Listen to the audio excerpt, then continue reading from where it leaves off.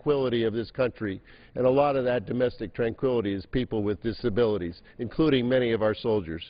So I'll yield back, but I want to make sure that we defeat this amendment.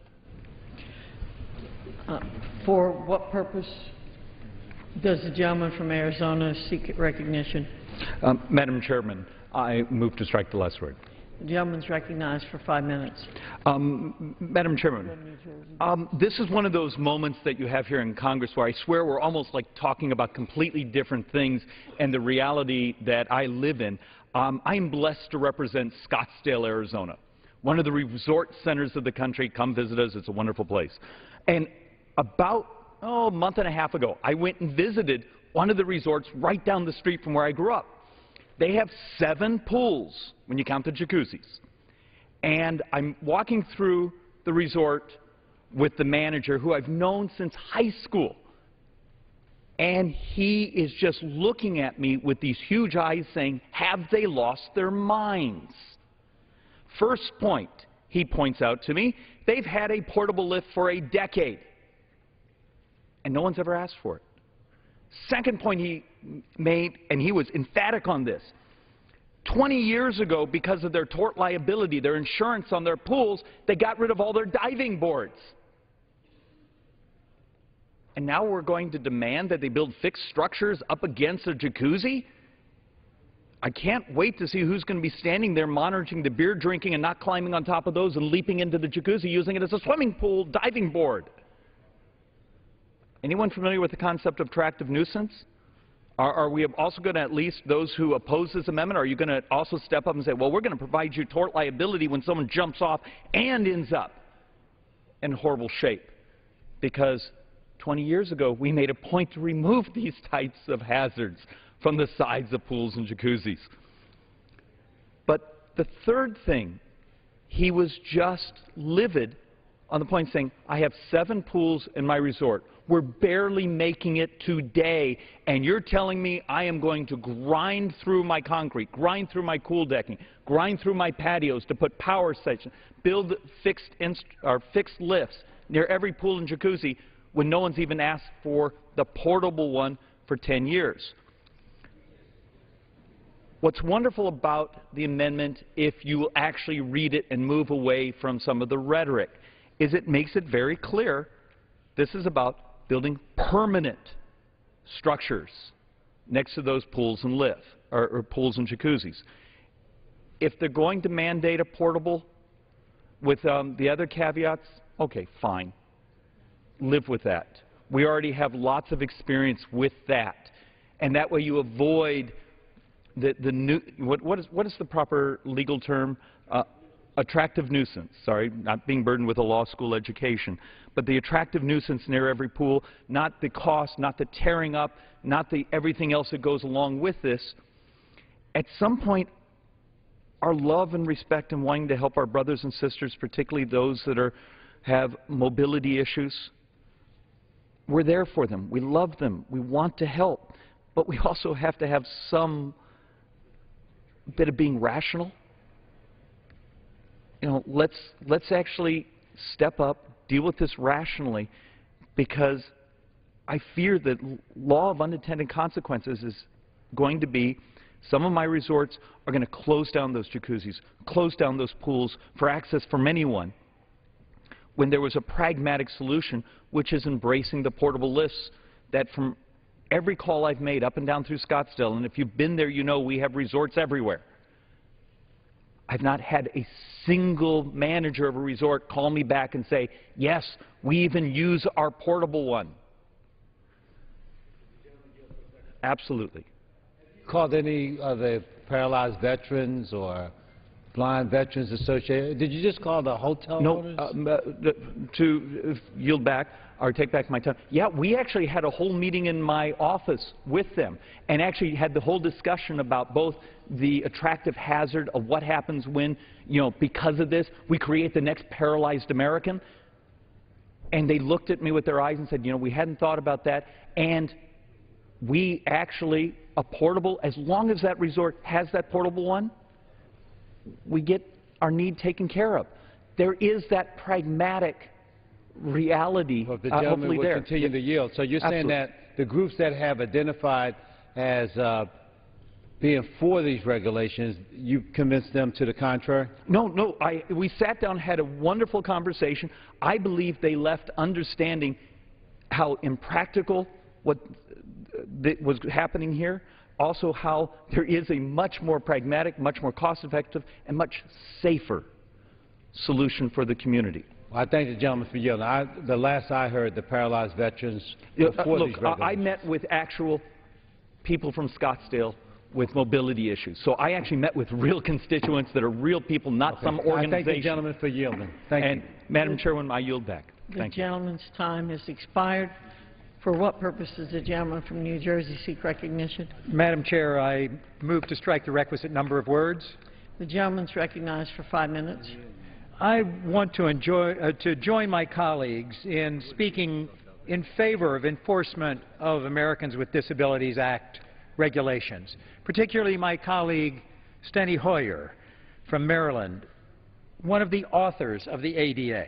And I rise to oppose any efforts to strip the Department of Justice enforcement of these regulations. My friend from Arizona is correct. It sounds as if we're in parallel universes talking about different things here. But let me tell you what we are talking about. We are talking about equality of opportunity in America. Yes, we want to do all we can to give all possible access to swimming. It is important for all sorts of reasons. We have in this country more and more people with disabilities, veterans returning from Afghanistan, people living to older ages, many people who can benefit greatly from access to swimming pools. And what we're talking about here is that principle of access, not just what it means for an individual with disabilities, but what it means for the American ideal of equality of access.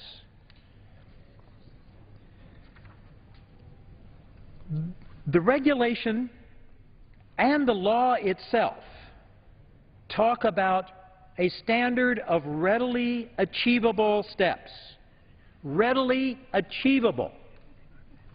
That's the key point here.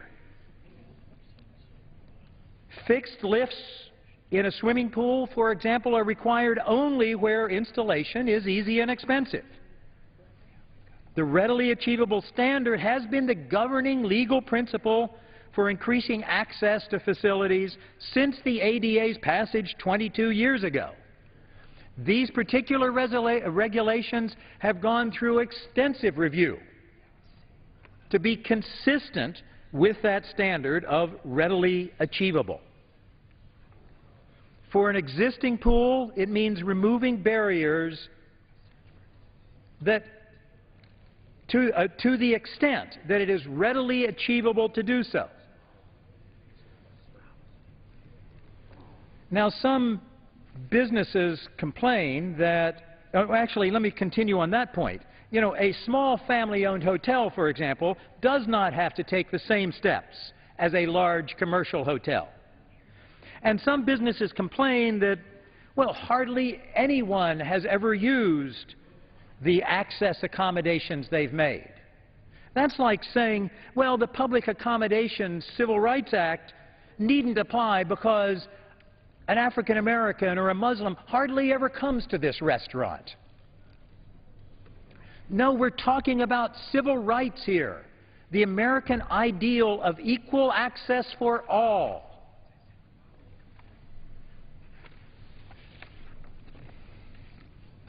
I could go over and over again what this regulation actually says. But let me ask unanimous consent to introduce in the record what the Consortium for Citizens with Disabilities has said. They write in opposition to any congressional effort to roll back or prevent enforcement of the Justice Department's regulations about swimming pool access for people with disabilities. The Consortium for Citizens with Disability includes a myriad of organizations such as the American Association for People with Disabilities, the American Foundation for the Blind, the Brain Injury Association of America, the National Council on Independent Living, the National Disability Rights Network, the National Multiple Sclerosis Society, the Paralyzed Veterans of America, I tell my colleague. These are just some of the organizations that say this is an important principle of civil rights. And yes, also it will allow lots of individuals to have healthier lives, to be able to cope with their disabilities. I would also ask unanimous consent to include in the record a letter from the Disability Rights Education Defense Fund, where they too urge members of Congress to oppose any effort to prevent using the funds to enforce the Americans with Disabilities Act regulations for greater access for people with disabilities to swimming pools. The gentleman's request will be covered under general leave, and the gentleman's time has expired. I thank the chair. For what purpose does the gentleman from Texas seek recognition? Madam Chairman, I'll move to strike the last word. The gentleman's recognized for 5 minutes. I am the person who introduced this language. At the time that I introduced it, I started my conversation by saying I am not opposed. In fact, I am in favor of access to swimming facilities and hot tubs and other bodies of water by the disabled in this country. But the facts are, in this case, that yes, this has been looked at for a long time, and everybody recognizes the fact that access to swimming pools and possibly hot tubs or therapeutic facilities is important for the people who are disabled. I agree. I agree with everything my colleagues have said on the other side of the aisle. But the purpose sometimes when you're dealing with bureaucrats, you cannot get their attention to have a little bit of common sense, and you have to get their attention.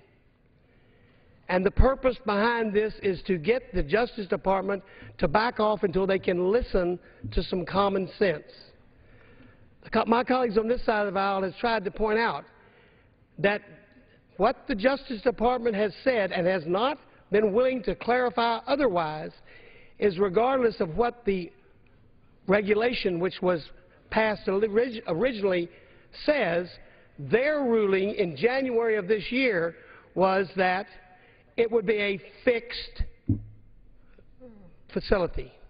That means it has to be placed permanently by the side of the body of water. That means it would be placed permanently beside every hot tub, placed permanently beside every kiddie pool, placed permanently beside every swimming pool that anybody has at any location. There would be a fixed device. I don't know how big this piece of device is, but I would assume it's taller than I am, because it has to lift someone and put them somewhere. And I also happen to know that there are 13-year-old kids around every swimming pool in the country that figure if there's something that you can climb up on and dive off of, you're going to do it. So the swimming pool people, both publicly and privately, and let me tell you, I've had lots of communications from public pool managers in my district saying, we don't want to close our pool this summer, but they've set a deadline we can't meet. They've required something that we cannot physically get because the manufacturers are not prepared to do it. And even though they're willing to push the deadline down the line, they're setting up a situation of danger which could easily be resolved by what we've been using already in many of the pools in our area of Texas. That is a portable device that does exactly the same thing, but when it is not in use, it is moved away from the side of the pool to a safe place where someone cannot harm themselves. What if a child climbed up on the one fixed next to the hot tub, which is 3 feet deep, and dove into it? He may be stupid, but kids are stupid sometimes. We would have another disabled person. And so the consequences of this and the cost or something that we should say, how about a little common sense, Justice Department, and answer the question, can we use a portable device? And so far, they have not answered, because they wrote the last thing in January. They set the deadline of May 15th and extended it. And all we want is an answer to that question. I want everyone to have access to a swimming pool, and I want the disabled to have a device that safely is able to locate them there and that can safely be put away when there's no one in need of that device, so that nobody else can be hurt by false use of that device. This is not against, I'm not against the disabled. Nobody on our side of the aisle is, even though our colleagues seem to accuse us of that. But I started this conversation, and my colleague on my committee knows this, and I finished the conversation by saying, all I want is to allow them to have access and let the Justice Department say something besides fixed device so that we can go forward. If we can get that, we solve this issue. It's not about putting aside the ADA. It's not about being against the disabled. It's about common sense, and the folks that have 5 pools can have devices set around in a safe place to be moved out to accommodate whoever needs this device. It's common sense, it's good judgment, and it's a safety issue for children, and nobody wants to deprive anybody of going swimming. So, to make this very clear, I think this is something that I agree with, my opponents on the other side of the aisle agree with, and we should be in agreement and bipartisan in trying to get a common sense resolution. Time has expired. And I thank the gentlelady. The clerk will read. Page 53, line 15, section 207. The departments. Section 208. None of the funds may be used for the purpose of transporting an individual who is a prisoner pursuant to conviction. Section 209, none of the funds may be used by federal prisons to purchase cable television services. Section 210, none of the funds shall be obligated for any new or enhanced information technology program in excess of $100 million.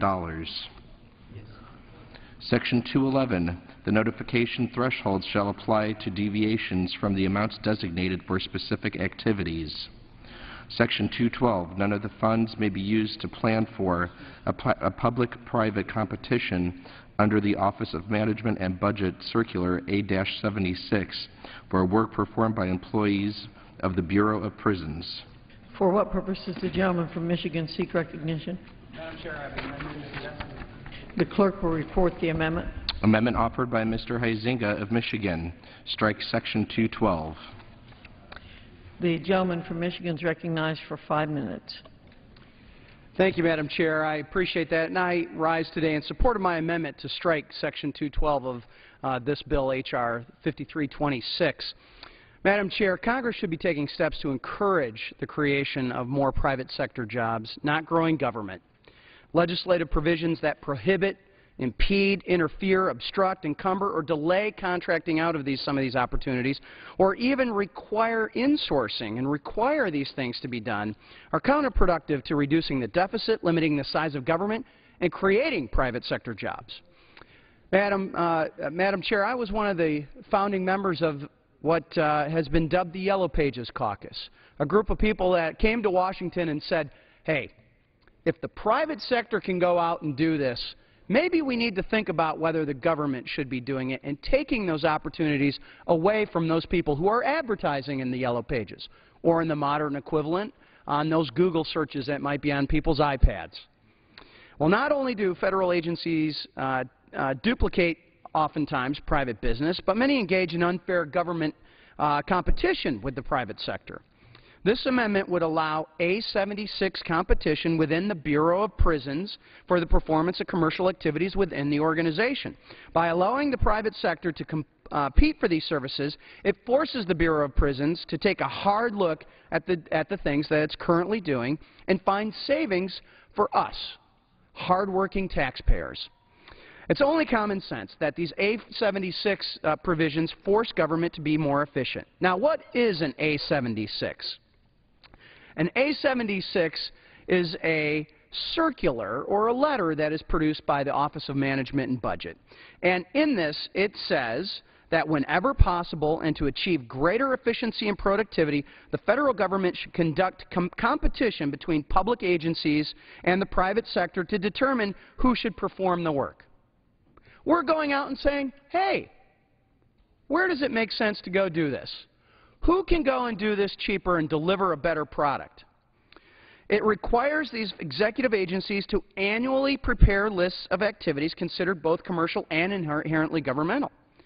All we're doing with this amendment is to say that the Bureau of Prisons ought to be holding to the exact same requirements that all the other departments and all the other bureaus must do in the federal government. A-76 forces government agencies to keep up with the lowest bid private sector can offer, and it forces government to cut costs and increase efficiencies. Well, now, the other interesting thing is with this Section 212, we wonder oftentimes, what does Section 212 do?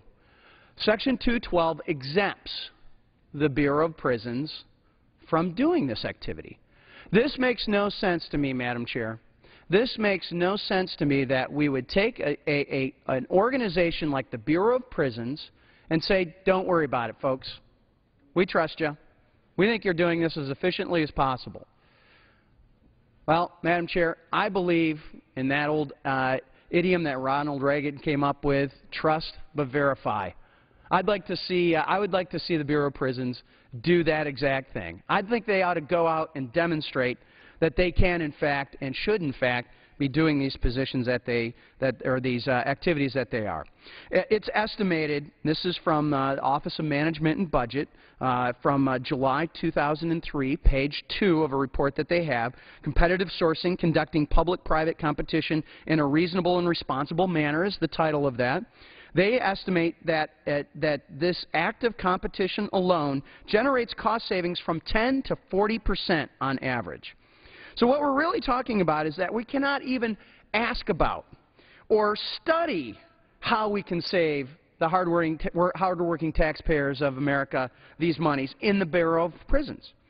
If it's good enough for the Department of Defense, if it's good enough for Treasury, if it's good enough for all these other departments and all these other areas, why can't it be an option to save those same dollars in the Bureau of Prisons? I ask you, Madam Chair, does this make sense to you? It sure doesn't to me. Well, during this continued period of economic uncertainty and unsustainable federal spending, Americans are looking to Congress for common sense, taxpayer-first solutions to reduce the cost of services provided by their federal government. This amendment allows our nation's free market system to fairly compete. The role of government should be to govern, not to operate businesses inside of the government.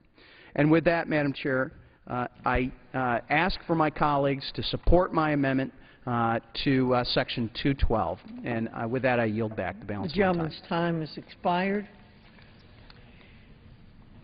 The question is on the amendment offered by the gentleman from Michigan. Those in favor say aye. Aye. Those opposed say no. The opinion of the chair, the noes have it. The amendment is not agreed to.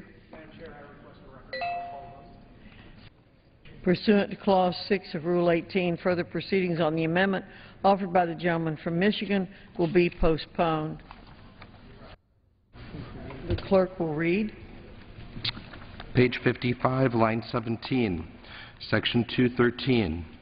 No funds shall be available for the salary of any United States attorney assigned by the Attorney General that exempt that United States attorney from the residency requirements of Section 545 of Title 28 United States Code. Section 214. At the discretion of the Attorney General, any amounts that otherwise may be available, up to 3%, may be used by such office to provide training and technical assistance. Section 215. The Attorney General may waiver the requirements of Title I of the Omnibus Crime Control and Safe Streets Act of 1968. Section 216. Section 20109A of Subtitle A of Title II of the Violent Crime Control and Law Enforcement Act of 1994 shall not apply to amounts made available by this or any other act. Section 217, none of the funds may be used by a federal law enforcement officer to facilitate the transfer of an operable firearm. Section 218, none of the funds may be used for implementing the requirement for public entities to provide a permanent means of accessible entry to pools and spas under the revised regulations of the Americans with Disabilities Act of 1990. Section 219, none of the funds may be used to report information to the Department of Justice regarding the sale of multiple rifles. This title may be cited as the Department of Justice Appropriations Act 2013. Title III, Science. Office of Science and Technology Policy, $5,850,000. National Aeronautics and Space Administration Science, $5,095 million to remain available until September 30th, 2014. Aeronautics, $569,900,000 to remain available until September 30th, 2014. Space Technology, $632,500,000 to remain available until September 30th, 2014. Exploration, $3,711,900,000 to remain available until September 30th, 2014. Space Operations, $3,985 million to remain available until September 30th, 2014. Education, $100 million to remain available until September 30th, 2014. Cross-agency support, $2,843,500,000 to remain available until September 30th, 2014. For what purpose does the gentleman from Georgia seek recognition? The clerk will report the amendment. Amendment offered by Mr. Johnson of Georgia. Page 65, line 1, insert reduced by $26 million after the dollar amount. Page 73, line 17, insert increased by $7,143,000 after the dollar amount. The gentleman from Georgia is recognized for 5 minutes. Thank you, Madam Speaker. Our country is emerging from the worst recession in generations. Millions of Americans, our neighbors, friends, and constituents, are still out of work. Millions of those we represent have been out of work for more than 99 weeks. It's difficult for anyone who has not experienced long-term unemployment to fully understand the economic and emotional hardship caused by long-term unemployment. We all agree that we must help these Americans who are too often unemployed due to no fault of their own. That's why I have serious concerns regarding the recent news reports about blatant discrimination against the unemployed. According to news reports, employers are posting job advertisements stating, quote, must be currently employed, end quote, or, quote, no unemployed candidates will be considered at all, end quote. This, Madam Speaker, is unacceptable. A policy where employers discriminate against the unemployed is unfair, unreasonable, and callously ignores the effects of the recession on millions of highly qualified workers who are unemployed through no fault of their own. Such a policy also disproportionately hurts minorities, as we suffer from higher unemployment rates. If this trend of employers discriminating against the unemployed continues, it will only prolong the suffering of people victimized by the unemployment crisis. Discriminating against the unemployed will not help America on its path to economic recovery. My amendment is simple. It will increase funding for the Equal Employment Opportunity Commission to the President's budget request level so the Commission can adequately investigate discrimination against the unemployed and other victims of discriminatory hiring practices.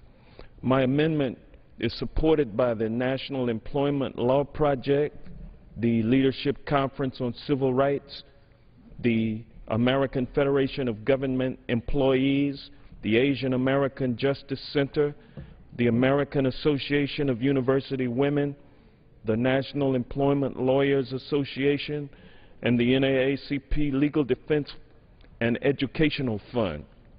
This amendment is just common sense, and I ask all of my colleagues to support this amendment. With these funds, the Commission will be able to more effectively fight discriminatory hiring practices. We can and will debate the value of different job creation proposals, but ending discrimination against the unemployed is beyond debate. Being unemployed is a status that should not disqualify anyone from a job. I urge my colleagues to support this amendment to provide a needed boost to millions of Americans. And I yield back. The gentleman yields back. For what purpose? The gentleman from Virginia rise. To strike the requisite number of words. The gentleman's recognized for 5 minutes. I rise in opposition to the amendment. The bill already includes $7 million increase for the EEOC, which will allow the agency to continue making progress in addressing its backlog of discrimination complaints.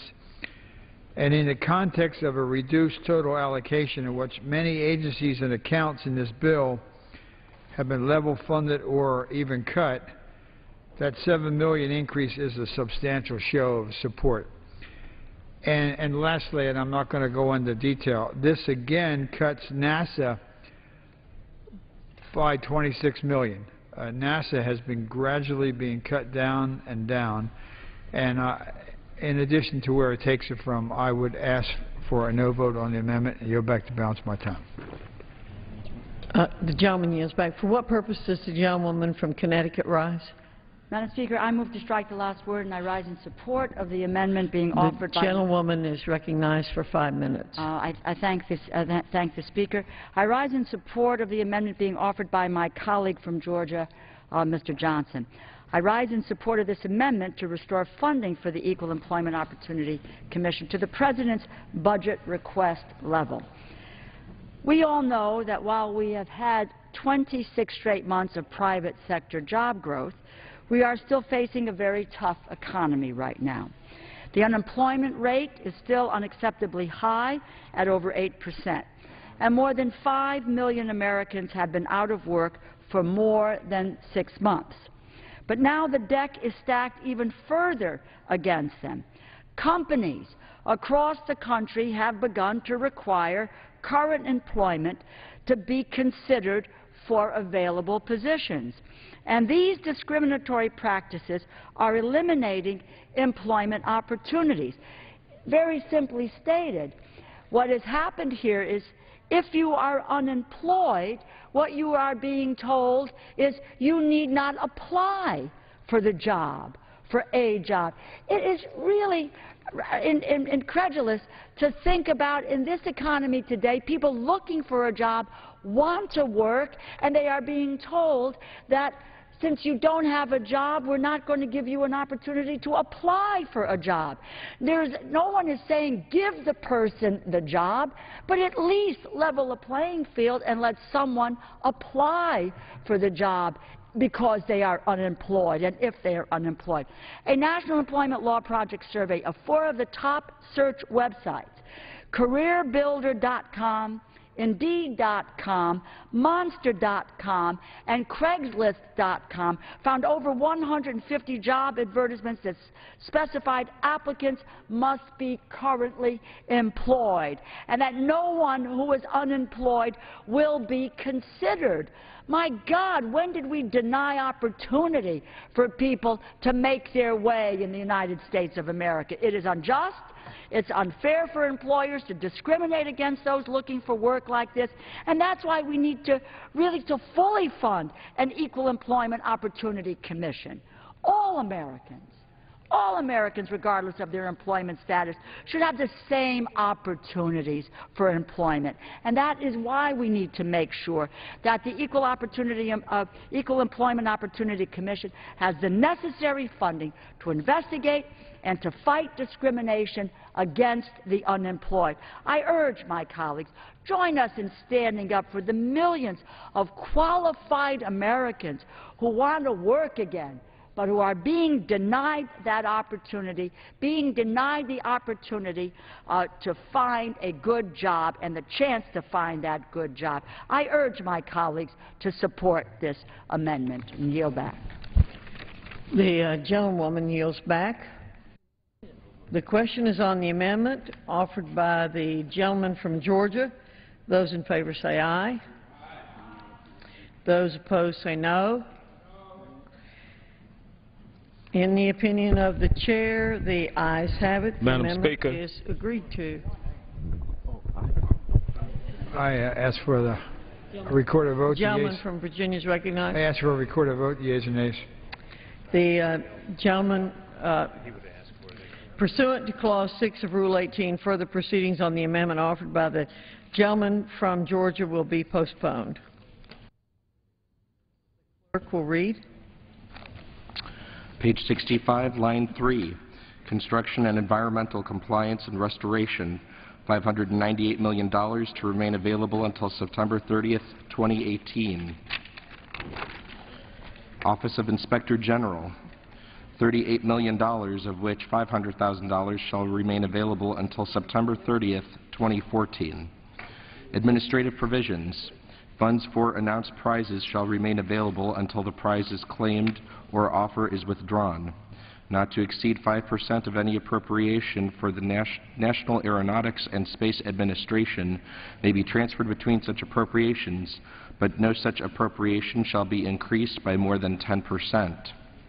Section 1105 of the National Aeronautics and Space Administration Authorization Act of 2010 is amended.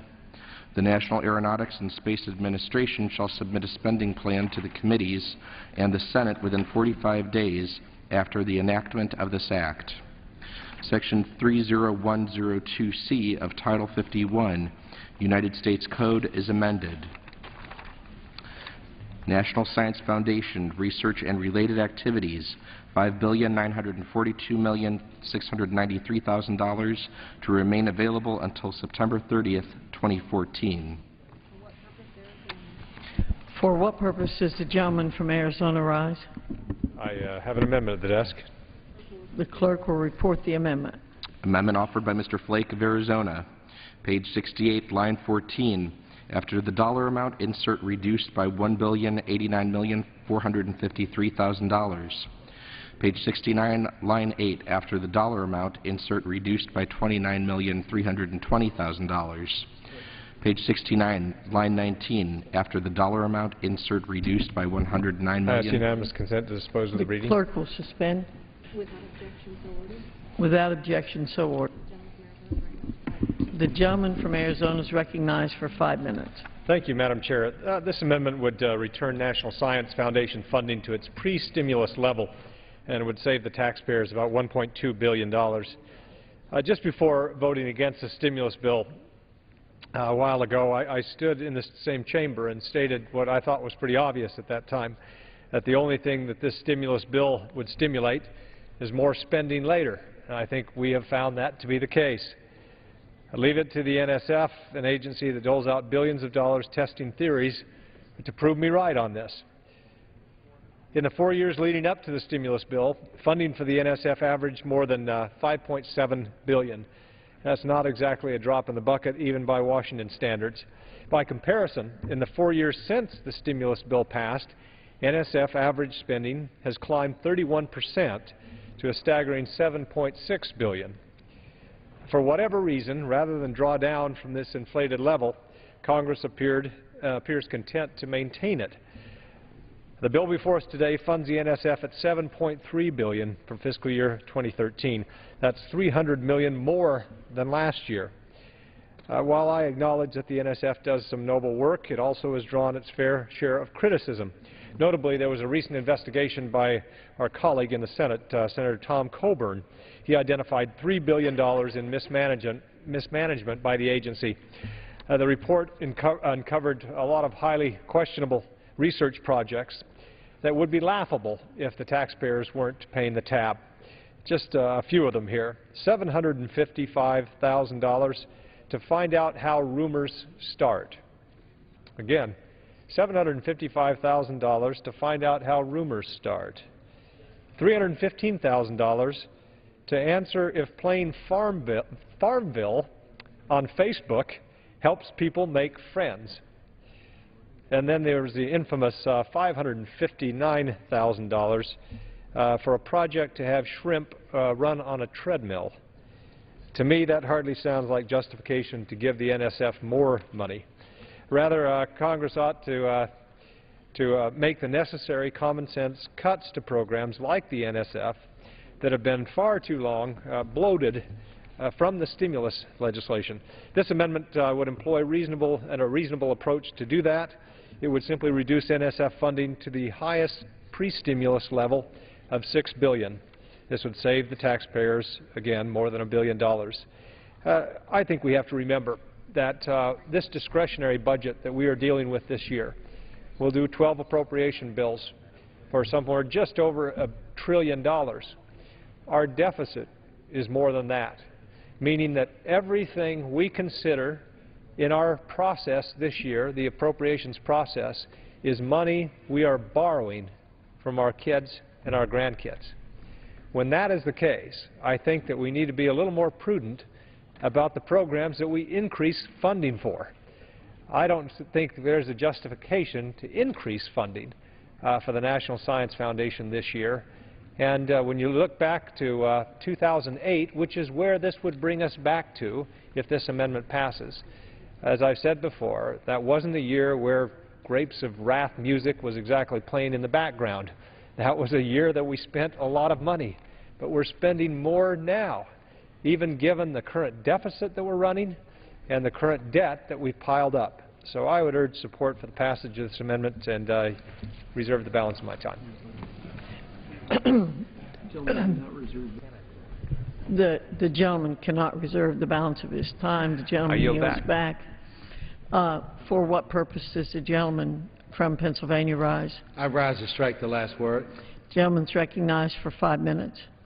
Even though I agree with my colleague from Arizona about some of the issues related to trade embargoes with neighboring countries, in this matter I absolutely oppose him. Now he says that the National Science Foundation, we should cut it to some mathematical certainty to the 08 number. Let me just take a minute, because I don't want the House to act without information. This is the premier science research agency in the world. It is not the only one.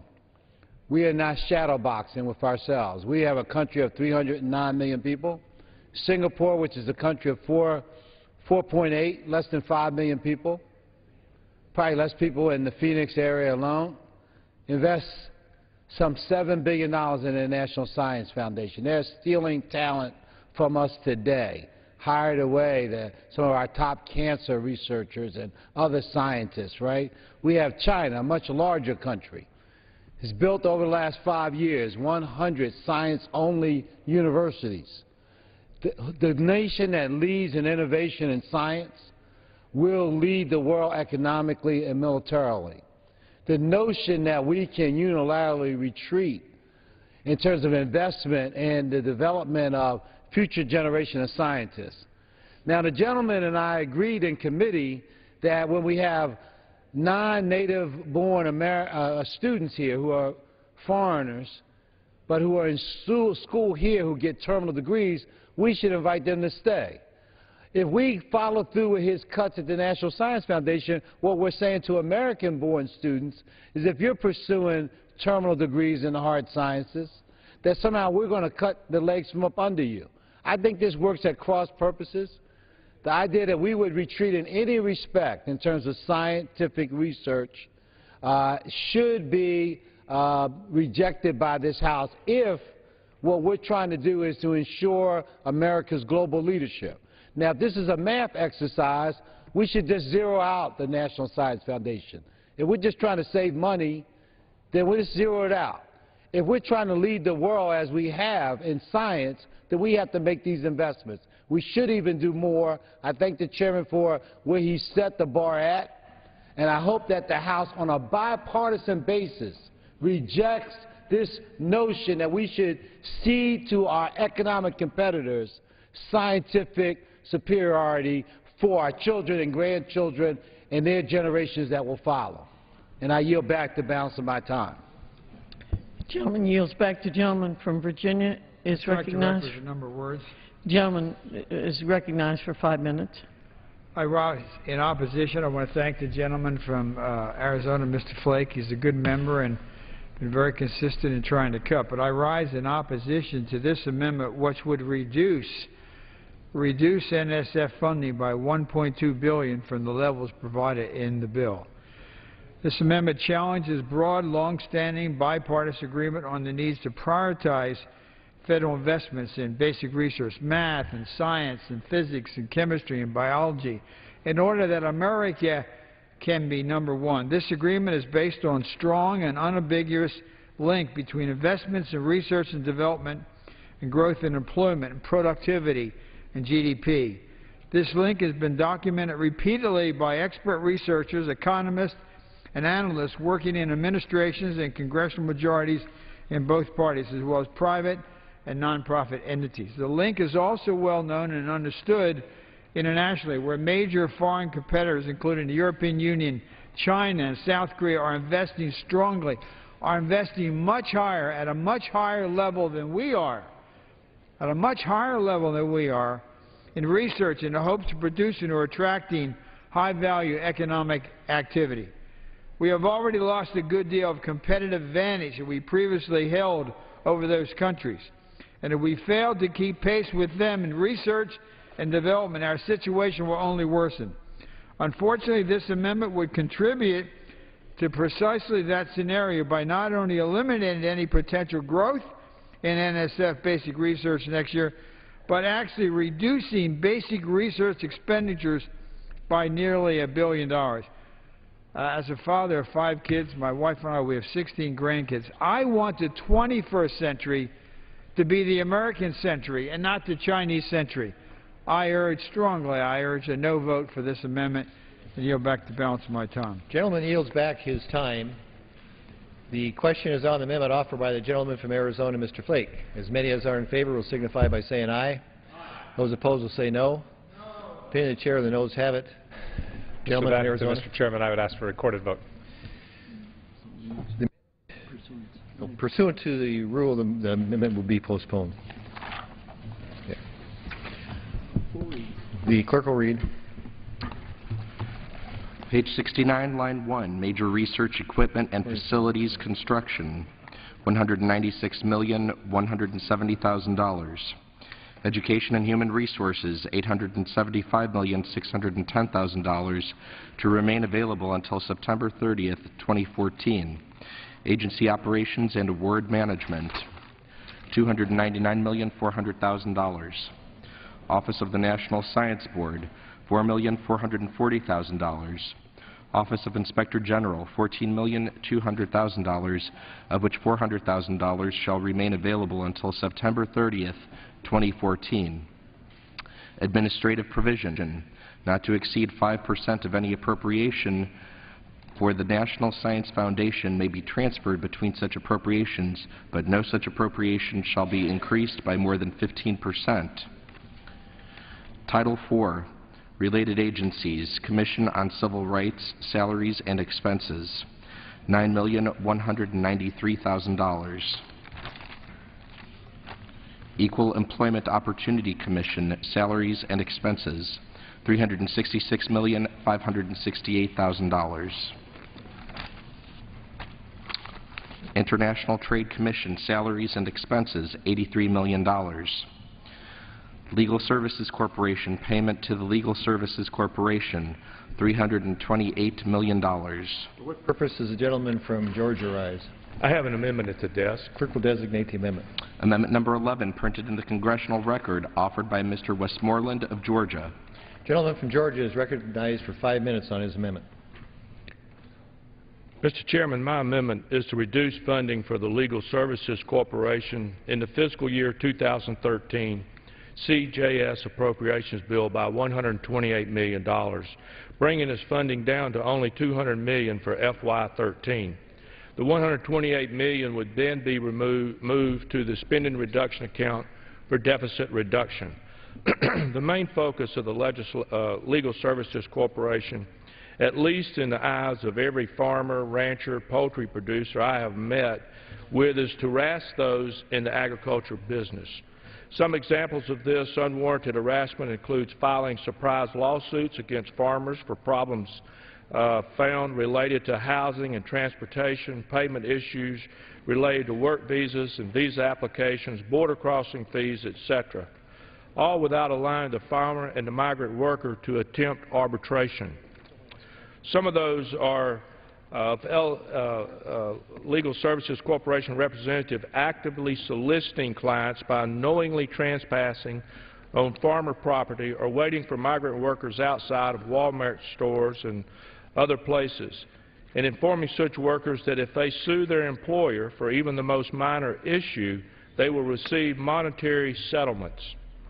These lawsuits cost our farmers hundreds of thousands of dollars in legal fees each year, and in some cases cause their financial ruin.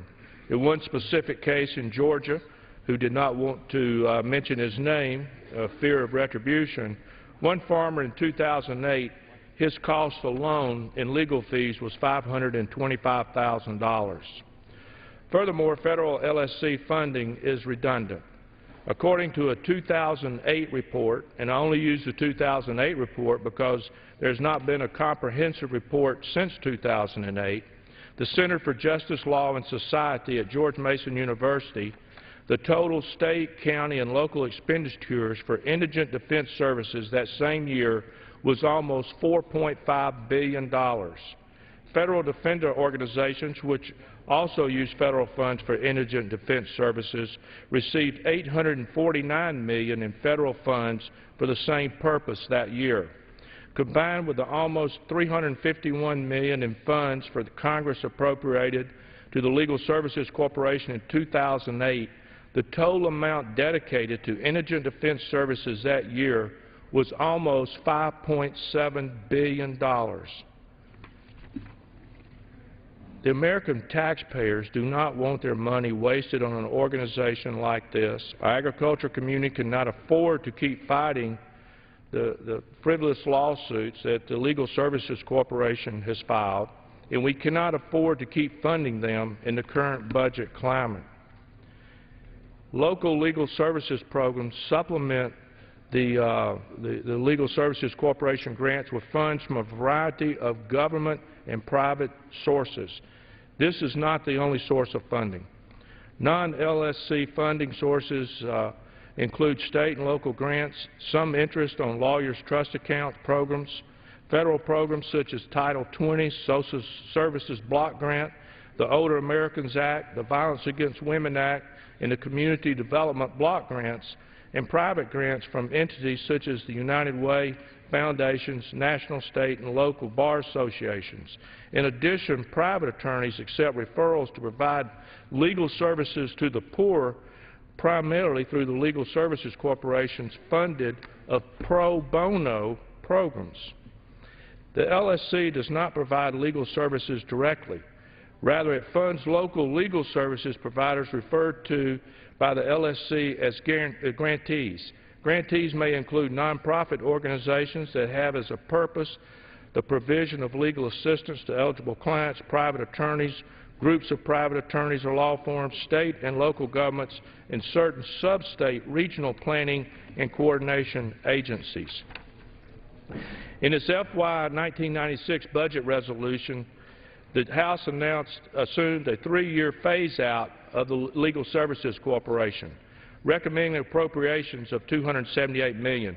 Here's what the budget report said. Too often, lawyers funded through federal legal service corporation grants have focused on political causes and class action lawsuits rather than helping poor Americans solve their legal problems. A phase-out of federal funding for the LSC will not eliminate free legal aid to the poor.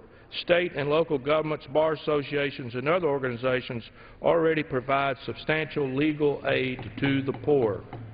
And so, for that, I think that this is a good reduction to start to eliminate the funding, and I hope that we can pass this amendment and then further the reduction. Time of the gentleman has expired. For what purpose does the gentleman from Virginia rise? Strike the requisite number of The words. gentleman is recognized for 5 minutes.